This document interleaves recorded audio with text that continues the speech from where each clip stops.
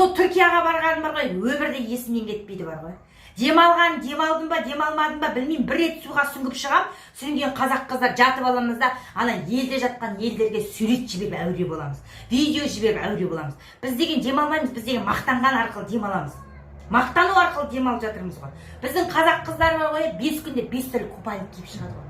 Ана Европадан келгендер бар ғой, бір киіммен жүре береді. Соткасын ұстамайды. Демалып жатыр да.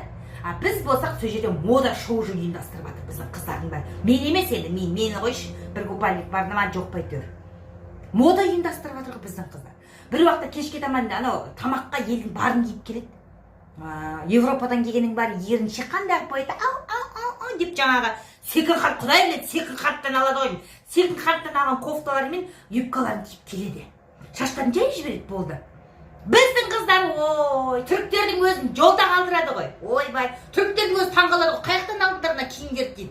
Түркиядан алдық десек, астапыралла. Біздің Түркияда осындай киім сатыла ма дейді. Қарамайсыз ба? Біздің саудагерлер түріктердің өзін жаңылыстырып, қайдан әкеліп жатқан киімдерді кім біледі бар ғой. Бір сұмдық болғанда енді. До того олардың базардан шықпай жатып біздікілер сатып алатын көрінеді.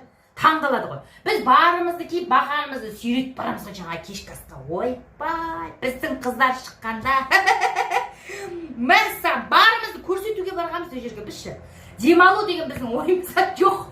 Сөйтіп елдің бәрін аңдып, қарап, тамақтың түр-түрін ішіп, өмір естен кетпесін деп бала шаған сағынып бәлеғып 3 күннен кейін қайтқым деп жаным ұстап бір кезде адамға ештеңе жақпайды, бала шаған бекер әкелмедік деп әйтеуір жаңа 10 күнге алған берген екен, путев құрысын, 10 күні өтпей кетті ғой. Аяқ жағында күйеуім ішіп пысып мені суға тұншықтырып, қолымды қайырып, мына қолым ісіп, әйтеуір елге жеткеніміз бар қызықтап.